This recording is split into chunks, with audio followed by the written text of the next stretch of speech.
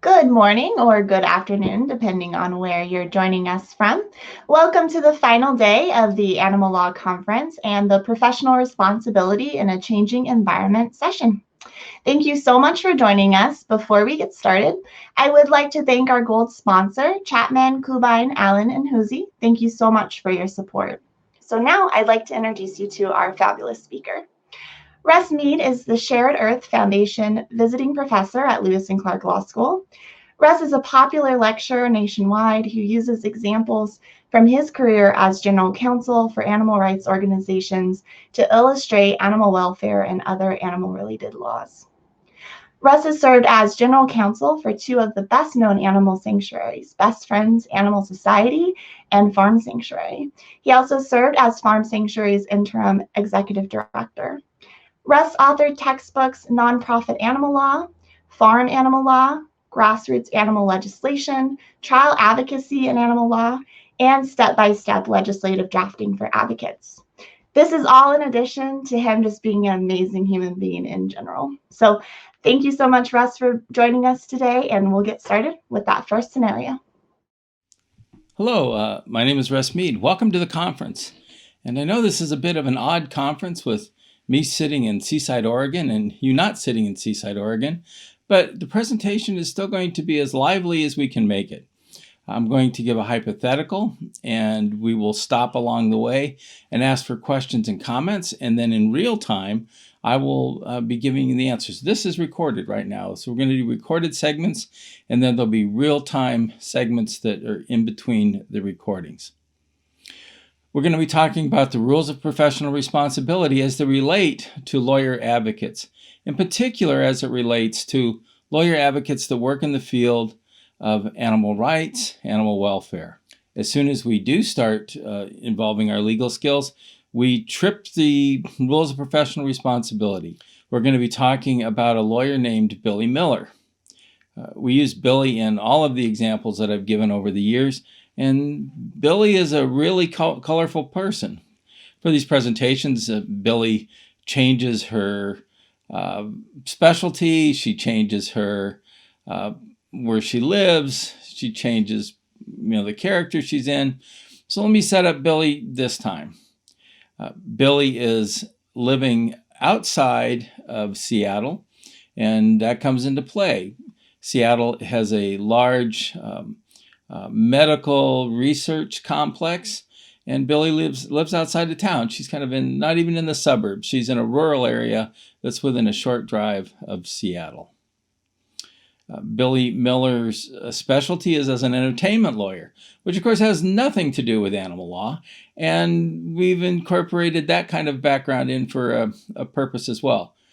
Billy is colorful, as she always is. She lives in a tree house this time, so she has found this place that some architect put together that's in a huge Doug fir tree. I mean, it's a 1,200 square foot house that's way up in the air. Billy's vehicle this time is a 2-ton flatbed truck. Now, Billy likes this truck because wherever she goes, she has her own stage. She can just pull up and park, and she wants an impromptu rally or demonstration, it can start right from the back of her vehicle.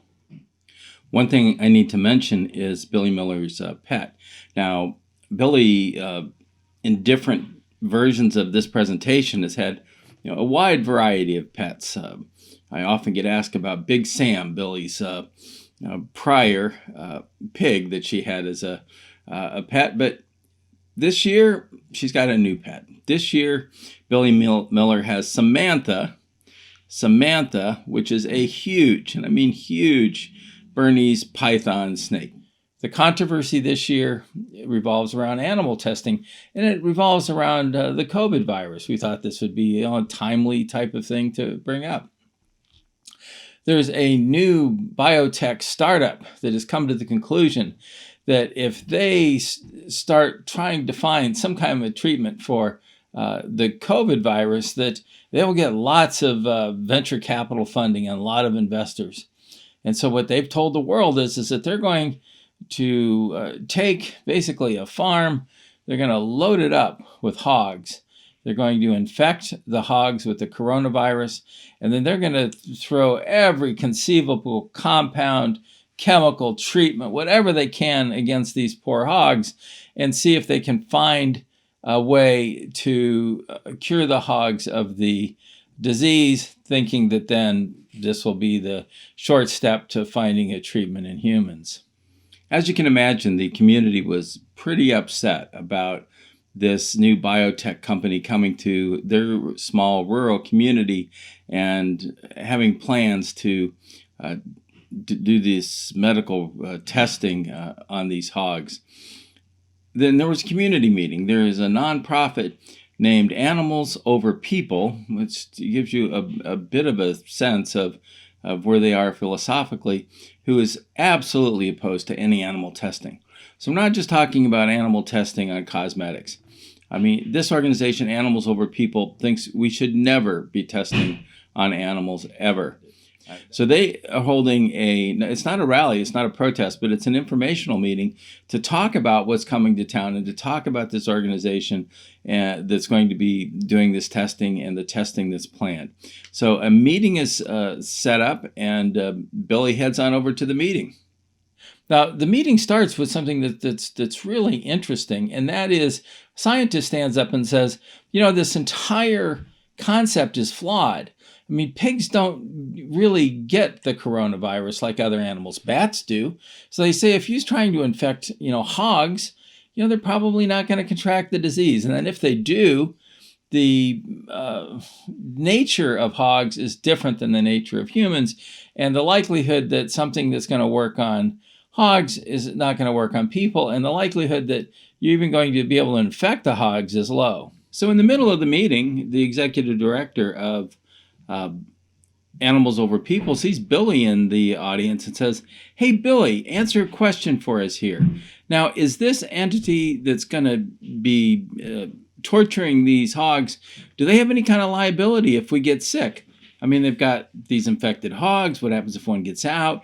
And then what about their liability in general because they're carrying around vials of the coronavirus?" So Billy just announces out, "Oh, yeah, they're liable. I mean, sure, they're liable. They've got criminal liability if it goes wrong, and they certainly have civil liability." Now, the interesting thing about Billy saying this is she doesn't have a clue. She doesn't know what the answer is. She was asked this legal question, and she gave a legal answer. She didn't go look it up on Westlaw or Lexis, or I don't think anybody looks up anything in books anymore, but she just didn't look it up. She didn't want to seem like she didn't know in this public arena, and so she just gave an answer. So Billy and Samantha are heading down to the Petco, and they make it to the Petco. And in the parking lot of Petco, there is the executive director of the local Humane Society.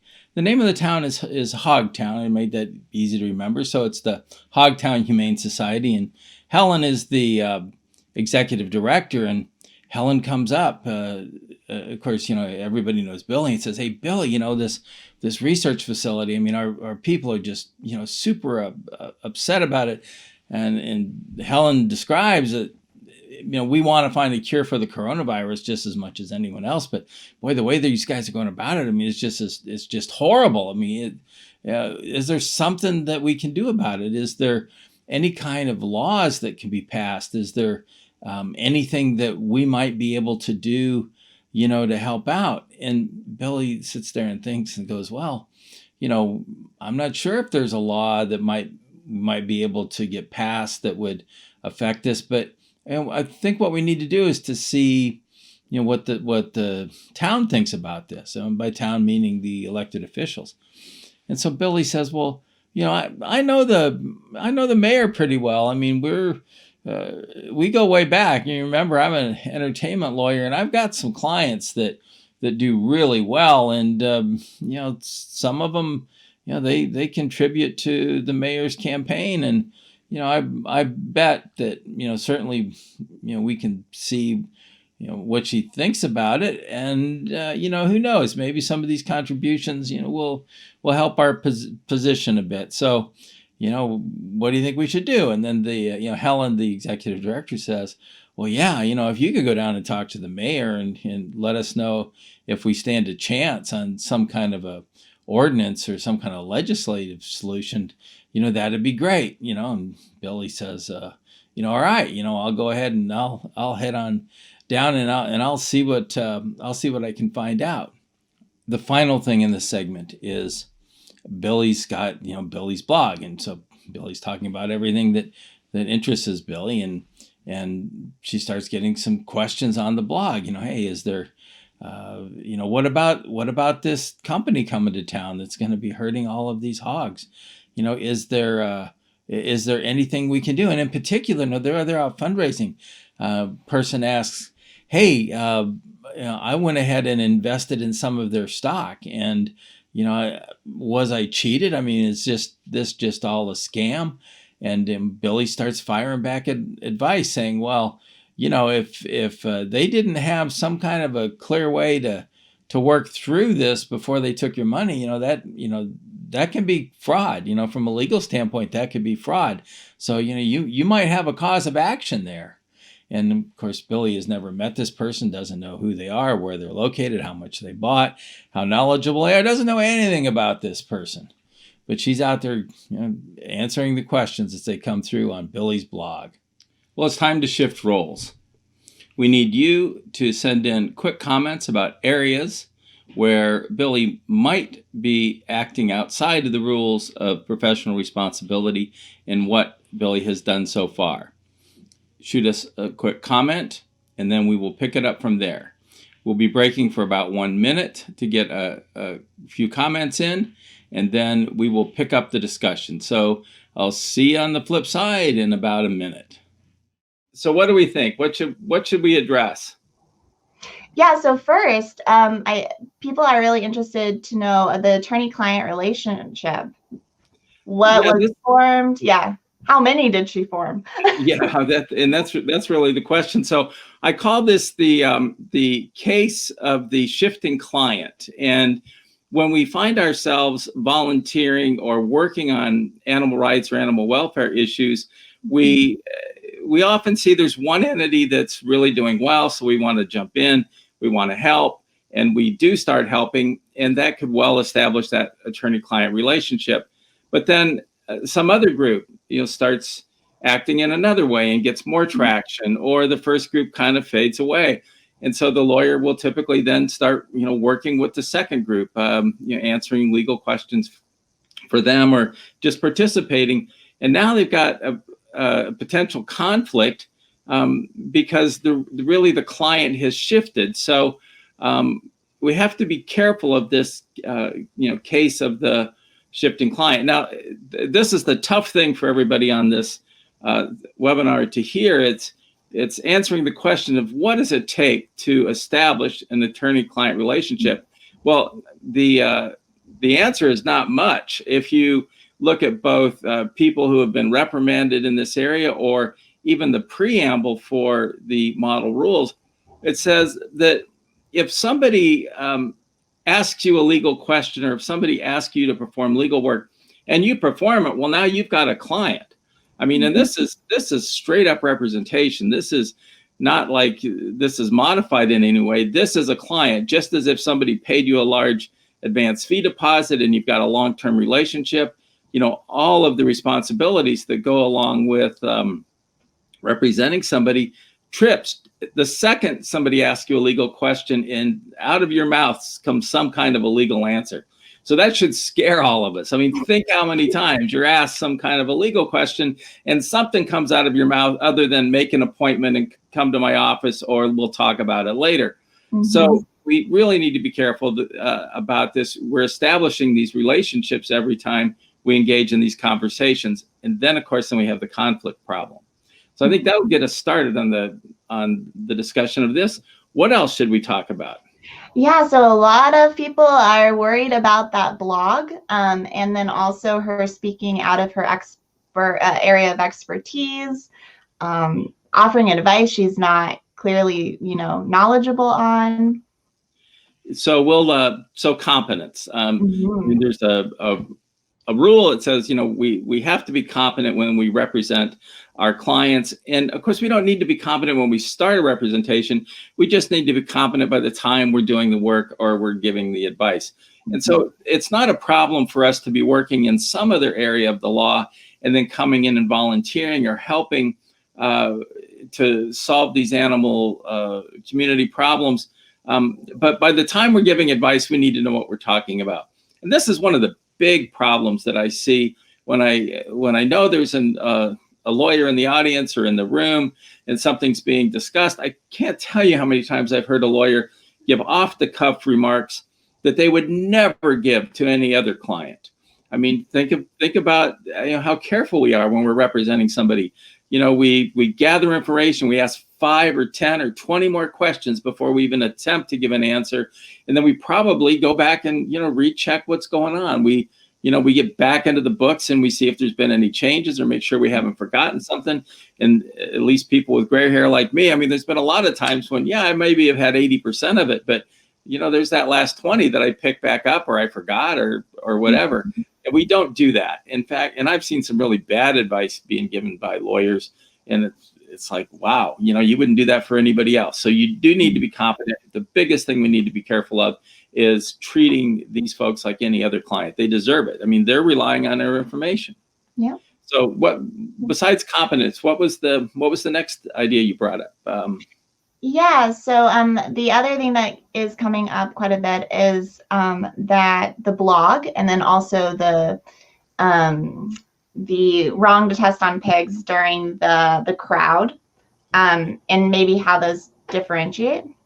Yeah, so on the blog, we use the same type of analysis. The analysis is, has somebody asked for legal advice and have we given it? So if somebody's asked us a question, a legal question, and we fire back an answer, it doesn't matter if it's through electronic means or if it's in person, it's all the same. And so you can easily establish an attorney-client relationship through a blog, and that should scare you even more because for sure you haven't got the background. I mean, think of how many times you're interviewing a client and you're half an hour into the intake interview before they tell you the most important piece of information that you need for the entire representation, and it didn't come out in the first 29 minutes of the conversation.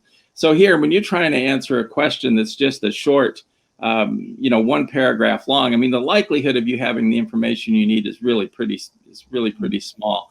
So that's a real problem when you're answering questions on blogs. Mm-hmm.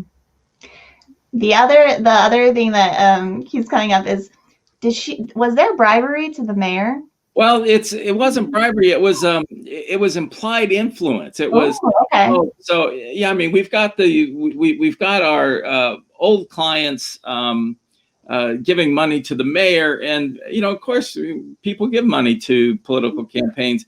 I'm not saying that's the issue, but saying, oh, I've got influence over that mayor because of my other relationships. Now that violates the rule of professional responsibility. You cannot imply that you have some type of special hold or power over any type of official. And that includes more than judges. I think it's primarily written for judges, but it's not just judges, it's elected officials. It's really anybody in this process. And so the implication that, oh, they're a friend of mine or they owe me a favor, and that's why you should have me do this work. I mean, that's a straight up violation of the rules of professional responsibility. Yeah. Well, we are at time to go on to the second portion of the hypothetical. So we'll see you back in the chat. Okay, thanks.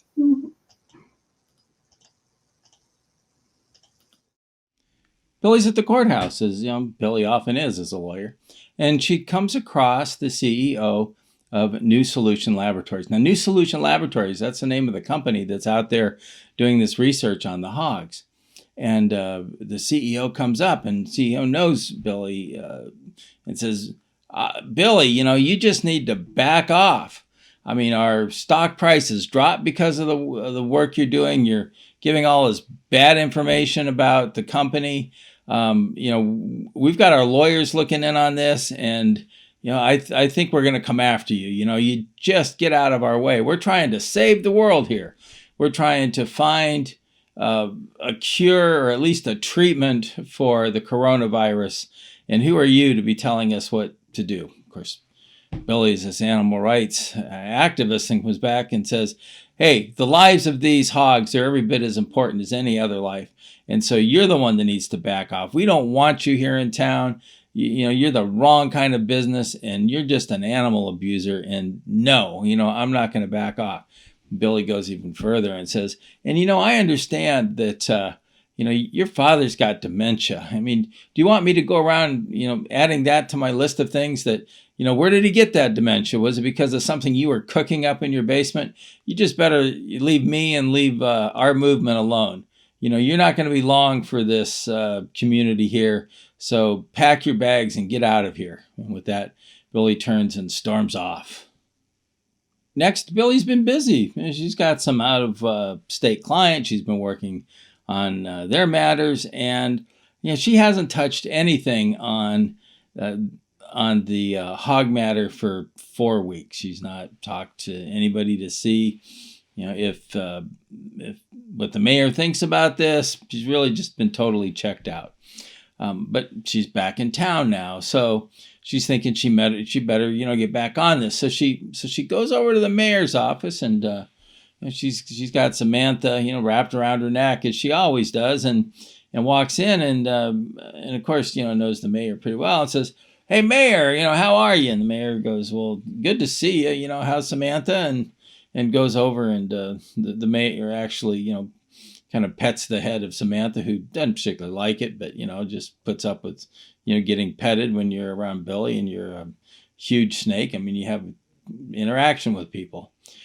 So Billy starts right in and says, hey, so there's a couple of different groups here that are really upset about what's going on in that new hog research kind of a place. He says they got there's some groups here that just don't want any kind of animal testing at all, whether it's cosmetic or it's medical or it's whatever. There's a nonprofit in town.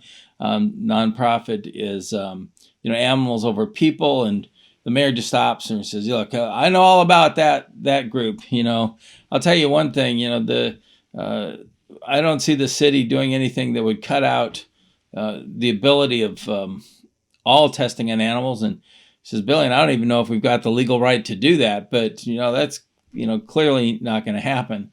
And then Billy says, well, there's the Humane Society here, and they're talking about asking you to maybe put some restrictions on what these folks can do, or if the hogs are okay and they're not killed, maybe to be rehome or put out to sanctuary. And while you're at it, why can't we ban testing on animals for things like cosmetics? I mean, clearly, our lipstick is in a different category than a cure, for the coronavirus. And the mayor says, well, there might be some movement on something that's kind of balanced like that.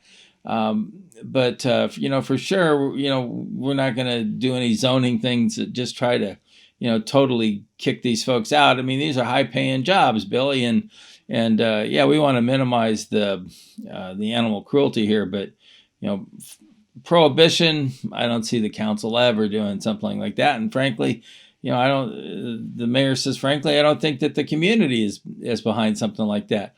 Billy, there are people, that are sick here and the hospital is overrun and, there's people dying. So you gotta be realistic in what you're looking for in a solution here. Who knows, maybe these people will find the cure for them and they'll be heroes. Billy says, no, they're not going to be heroes. They're, they don't know what they're doing over there. But thanks for the information, and let me go back and chat with folks, and we'll see what our next move is from the animal rights and animal welfare community.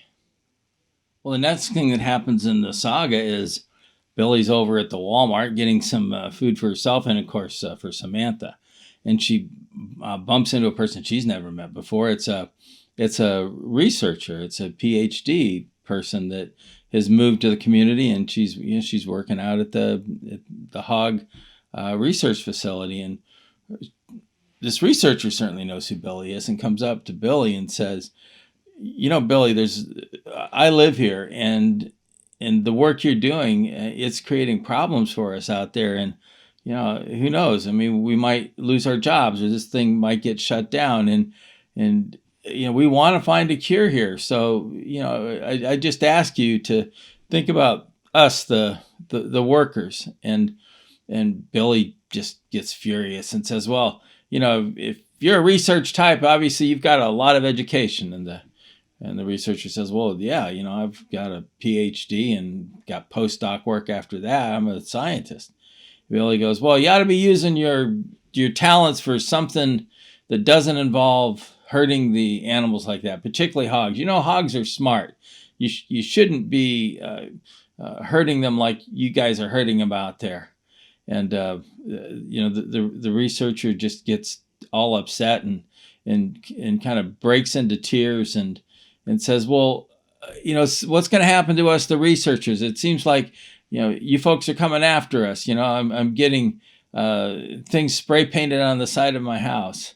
And, Billy just continues on and says, well, no wonder, you're out there doing these horrific things and you guys are breaking the law. You shouldn't be doing that. Don't look to me for any help on this. You just really need to change your ways or just move that whole operation out of here. Billy decides it's time to report back what she found in the meeting with the mayor. So rather than going and meet with anybody, it's the modern age. So she fires up her computer and she goes to Billy's blog and she announces to the world, hey, everybody, had a nice long chat. I took Samantha down to see the mayor, and after some nice head pats, for Samantha, we got down to brass tacks and started talking about this research facility. And this is what I found. The mayor doesn't think that the city council will go along with a complete ban of all animal testing. So, the people over animals, sorry, but it just doesn't look like anything like that's going to happen. And the Humane Society, your approach, it might work to some extent. The mayor says there might be a bit of support for some bans on the cosmetic testing, but when it comes to finding a cure for COVID, there's a lot of people behind that. So it's going to be a tough road to try to put anything like that, into place. So just wanted to report out. And then, boy, did she get slammed. Not only did both of those organizations come after her with comments like, Billy, what are you doing telling our strategies to the other side here, talking to the mayor, in particular, the folks on the People or Animals are saying, what were you there talking to the mayor about some approach other than just a pure ban? It says, we're all about pure bans. We don't want any half measures here. We're furious that we're even talking about things like just a cosmetic ban. Cosmetic ban is not what we're looking for here. We're looking for a ban of all animal testing. And then the Humane Society, they fired back with similar kinds of things.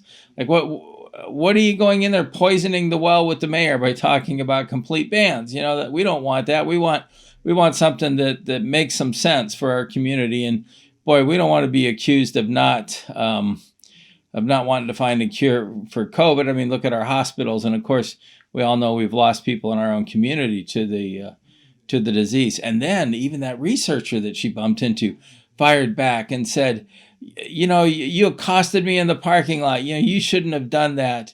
I'm just a person here trying to make a living, and I'm good for the community. You need more college educated people that work with their minds out here. Shame on you for making me feel so terrible about just having a job here in town. Well, with all of this, Billy was pretty upset herself, going, man, I'm in there trying to help the animals. I'm trying to help these different folks. I've got my rights to be able to express my opinion to that researcher.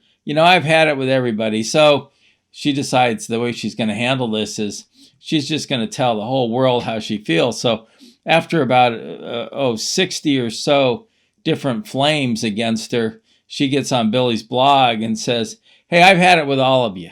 I'm sitting here trying to help you all. I'm a great resource in this community. I'm a great animal lover, and I do a lot to help the animals. Forget you all. I'm not working on this issue anymore. You go do whatever you're going to do to try to help these hogs, but I'm out of it. I'm no longer even going to work on this." And she signs off. So what do you think? What kind of messes has Billy gotten herself into now? Go ahead and go over to the comment section and start making some comments or questions, and we'll discuss them in a few minutes.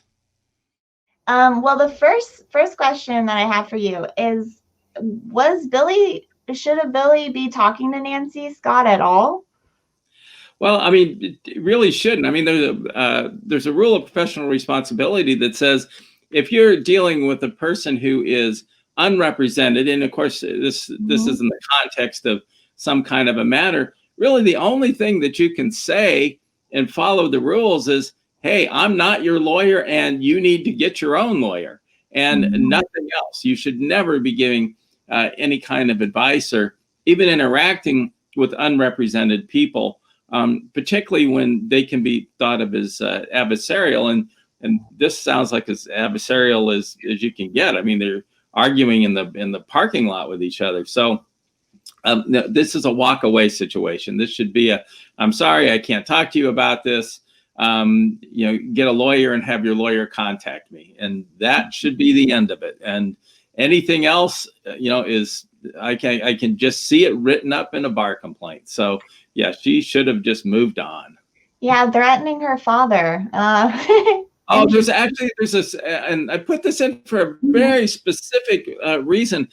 There is a special rule that talks about third parties. You can't embarrass third parties, to try to get some gain or some advantage in the matters that you're working on. So you have to, in particular, leave the third parties out of it. Third parties have, special protections under the rules of professional responsibility. And that's one of those things that we don't think about very often. I mean, we think about what's going on with opposing counsel or with the opposition. But when we've got a special responsibility to all of those other folks that are just tangentially involved, and boy, this clearly goes over that line. A few times. Yeah. I know. So there is a clarification question. Okay. She was acting outside the scope of her authority. She was just an activist, right? She wasn't actually authorized to represent Animals Over People or the Humane Society, or was she? Well, see, and that's just this huge question of fact. And the way you answer these questions is, would those clients or potential clients with those organizations, would they view Billy as their lawyer? So clearly, in one of the cases, it was, I'm going to go talk to the mayor, and they're talking about what they're going to talk about. In that case, there's representation. Otherwise, we're really not sure. And this hypothetical is designed this way to get us to think about, would the client, would these organizations feel like you're representing them? Because if they feel like you're their lawyer, that's pretty much it. These are consumer protection type laws. Remember, these are state laws. The rules of professional responsibility, they've been passed, they've been adopted, they're in place, and so we have to really watch out from the perspective of the public. These rules aren't out there to protect lawyers. I mean, these rules are out there to protect the public. So if the public starts thinking that, oh, that's my lawyer, I asked this person a question and they gave an answer and I relied on it, they don't even need the reliance. I mean, but that establishes the relationship. And one of the things I saw come up in the notes was, was there conflicts? And I'd like folks to think about this. Isn't there almost always conflicts in the work we do between the nonprofits that are involved? I mean, you can have two organizations working both to help feral cats, and the organizations, by the time you're done with the project, hate each other because of the approaches that they want to take concerning the cats. And it's not just feral cats, it's all of these matters. So you can assume that there's going to be a conflict. You can assume that their interests aren't going to be aligned, even if they're both animal welfare nonprofits that have a keen interest in whatever the problem is. They can approach it totally different. So assume you're going to have a conflict. Awesome. I like that rule to live by. And people are picking up on that. Yeah, she failed to do due diligence, but also failure to communicate with the client and set those expectations. There was no letter. There wasn't any, scope of employment. Well, and one of the things along those lines is there's specific rules about how you withdraw. I mean, you have to give your clients, you have to give them an opportunity to go find other representation. You have to turn over their files, whether they owe you money or not. I mean, there's all of these things that you have to do, and just doing this in a blog post, isn't going to cut it. So she didn't properly withdraw from representation. I'm not sure she considered herself representing them, but again, what she thinks really doesn't matter. It's the perspective from the perspective of the clients or the public. Yeah, a lot of people are definitely catching on to the improper firing of a client. She didn't do any of the work that she needed to do. Going back to the mayor for a second. So last hypothetical, we thought maybe there was some bribery going on, but this one seemed even more. Do you want to more likely bribery? Do you want to touch on that for a second? When they're in talking, yeah, there's you can't engage in illegal acts. I mean, that's one of the the clearest ways to not only get a bar complaint, but to have serious ramifications to your ability to practice law. So yeah, no, you don't want to imply bribery. You don't want to imply influence. This is just wrong on every level. And of course, when I do these hypotheticals, there's nothing subtle about what Billy Miller does.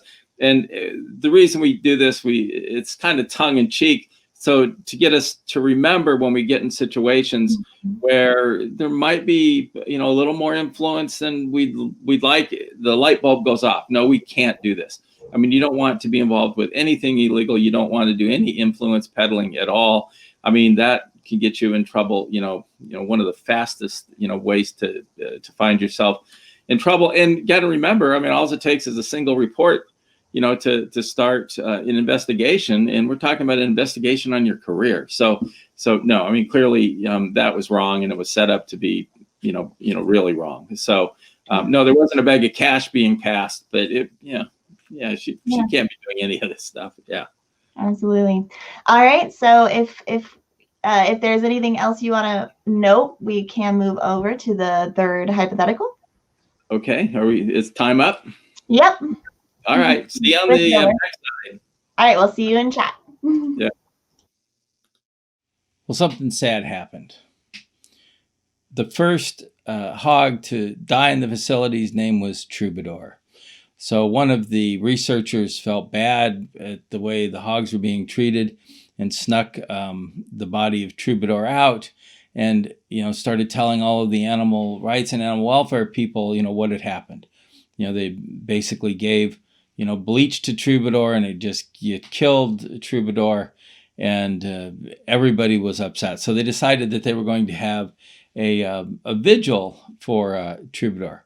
So it was decided it would be held out by the river, and everybody gathers Saturday evening, and Billy decides, wow, for this tribute, we should maybe have some music along with it. And of course, she's an entertainment lawyer, so Billy's able to somehow book Al Stewart, the old Year of the Cat folk singer, to come on out and to play at this tribute. So Billy rolls the flatbed truck out, and there's Al Stewart up there, playing acoustic sets for the crowds. There are people with candles. There are speeches. There are folks making small little wooden boats and sending them down the river, with Troubadour's name on them, with messages to Troubadour on Troubadour's journey.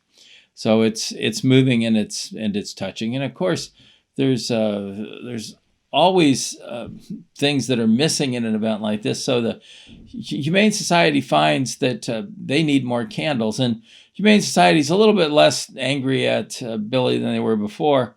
And so they come over and say, "Hey, Billy, we need some more candles to pass out."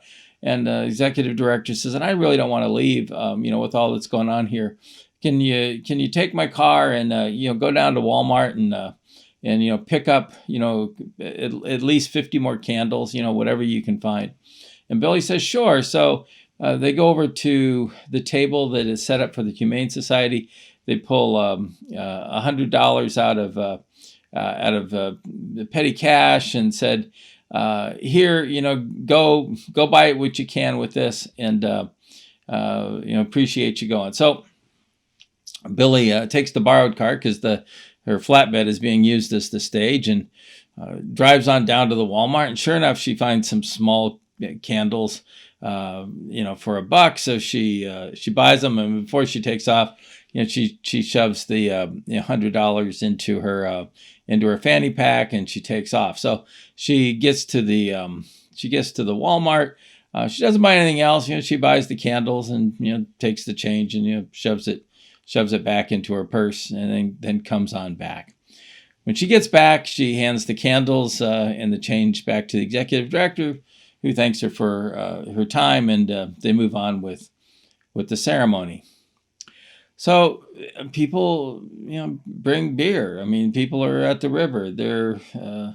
It's almost a wake for Troubadour, and everyone's listening to the music, and Billy's sitting around with some animal advocates, people that she's known a long time, people that Billy is comfortable with. And the conversation comes up. The conversation is about, hey, we should take some direct action here. What can we really do to save these hogs? And one person says, and it's actually one of the board members over at the Humane Society says, "Hey, what would be the harm if somebody went in and when no one was there and took out all of the hogs? Maybe we can just liberate the hogs." And Billy says, "Wow," he says, you don't want to get caught doing that, breaking and entering, and then you've got all of these animal terrorism kinds of laws, and if you're going to do that, just don't get caught. That's all I can say. And well, the final thing that happens is Chris Black. He's a new board member to the Humane Society. Comes in and sits next to Billy and introduces himself, and finds that they're like spirits. I mean, they both like the animals. They've both been doing activism work for a long time. Both of them happen to really like the pigs, and Samantha, the big yellow snake, happens to like Chris and is wrapped around Chris's neck. Well, there's a lot of beer that's getting drunk that night, and one thing leads to another. It gets later and later, and the conversation gets friendlier and friendlier between Billy and Chris. And well, how can I say this? Billy and Chris call Uber, and they get special permission to take Samantha with them. It's not every Uber driver that wants the third passenger being a huge snake, but they Uber on back to Chris's treehouse. And what can I say? It was a passionate evening after that. So what do you think about what Billy's been up to? Go ahead and put a few comments or questions over in the box. Last segment. What do we think? What is people thinking about our close to conclusion here? Yeah, so anytime money is mentioned, my red flags come out, and that happened to a lot of others too. Was there commingling of funds? Yeah, I've got two comments. I mean, clearly there's commingling, and we know that we can't commingle the funds. It comes under the rules of professional responsibility about safeguarding clients' assets, and it flat says that you can't, mix clients' funds with your funds. And so as soon as she puts the money into her fanny pack and it's not separated, she's violated the rule. But I want to talk about a way to handle this. There is a best practice that I've seen work, and I'd like to pass it on. As lawyers, we are often respected, and our clients are, straight up clients. We know they're clients, not these situations. They ask us to do things because, we're trusted. They can trust us. And so we're often asked to buy things or supply things in, some kind of event. And so this is what I'd say to do. Whatever you're asked to do, go ahead and do it and just pay for it yourself. Just use your personal debit card or credit card. But at that stage, you're not commingling funds because they haven't given you any funds. And then as soon as you get back, you hand the receipts over and you ask for reimbursement. So you've never had their money. You've done something for them. They owe you money. They pay you the money back, and that there's never the commingling thing. So I was actually taught that by a nonprofit that I was representing, and that was what the executive director did just to keep themselves out of trouble. I thought, boy, that is some really good working practice. So think about that. Never take the cash from the nonprofit. Just get reimbursed. It's just easier. Even if you keep it in 2 different pockets. Don't. You could do it, but why? Just pay me later. It just works out. Much easier. Yeah. So what else do we have? There's a couple of other things that are buried in there. Yeah. So she was giving advice, or at least she was entertaining the thoughts around breaking the law. So what? And this is, all these things are thrown in to be, outrageous. But I will tell you that sometime in your career, if you're doing advocacy work for animals, you're going to find yourself in a situation. There's often alcohol involved when you're talking about the evildoers, the bad guys, the people who are hurting the animals, and somebody in the crowd is going to suggest something, whether they mean it or not, that is criminal. We see it. And so there's a best practice in this. Well, first of all, the rule is, that you just can't be giving advice on how to break the law or conspiracy, being part of that conspiracy. That's just flat prohibited. But here's a best practice. As soon as that happens, as soon as somebody starts going down that direct action or making those kinds of comments, just clearly say to everybody, look, don't break the law. It's illegal to be even talking about these kinds of things. Don't do it. And then just get up and leave. Yeah. What the needle you don't want to try to thread is telling folks how to not break the law. The chances of that ever getting interpreted correctly, if you're being pursued or somebody's coming after your law license, is really pretty nil, because people aren't going to remember exactly what was said. But if everybody remembers, oh, you said don't break the law and then you left, it's like, okay, conversation over, you're in the clear. So again, give the advice, don't break the law, don't do this.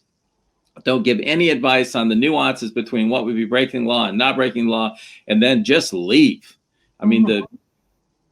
You want to be out of there. Don't talk about it. Just stand up and leave. So yes, and it will come up. I suspect it'll come up for most of you at least one time in your career. Yeah. And I will say Sarah Lueck is saying that a nonprofit needs reimbursement policy for staff and board. And I thought that was an additional excellent idea for any nonprofits watching right now. Yes, excellent. Yeah. And of course, conflict of interest policy, throw that in. I'm a nonprofit lawyer, so I'll throw that in there as well. Yeah. Yep. Okay. And then the ending where they have a passionate night. A lot of people are thinking that you cannot have sexual relations with your client. Can you speak a little bit more? It's interesting because that's really not what the rule is. So and I could lecture on this for quite a while, but the rule is that you can't have a sexual relationship with a client that you hadn't previously had a sexual relationship with. And at first that, takes everybody back. But when you think about it, that makes some sense. So let's say that you're representing a spouse or a partner, in a traffic ticket or something. Most folks would say, well, there's nothing really inappropriate with that. And then this rule makes some sense. If there's an ongoing sexual relationship before the representation, then you can continue with it. there is a couple of funny things that or at least I think are humorous about that. I was teaching this in a law school setting once, and one of the student activists says, "Well, so here's what you need to do. As soon as you start volunteering for a new nonprofit, you need to check out all the people you think that are hot, and then you need to have sex with them before you really start getting involved, and that way you're covered." And it's like, no, I don't think that's what they're talking about here. No, that's not my advice for you to do that. But I did get a kick out of it. Your lawyer finding those loopholes. Finding the loophole, yeah, and of course on that. Two other things that I find kind of tongue-in-cheek funny is up in Canada they don't have these rules because they say, well, it would never happen.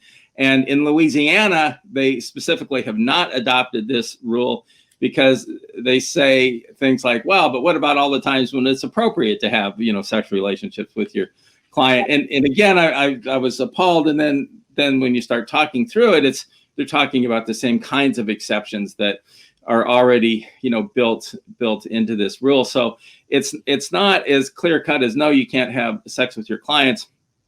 But what you're really looking for is the impropriety, of the whole thing. And so, I mean, these approaches of making sure that the relationships are appropriate and proper, don't involve power, don't involve your position as a lawyer. I mean, that's really what's at play here. So there are times when, whether in your Louisiana or Canada or, even, where all of the rest of you live, there are times when it might be appropriate.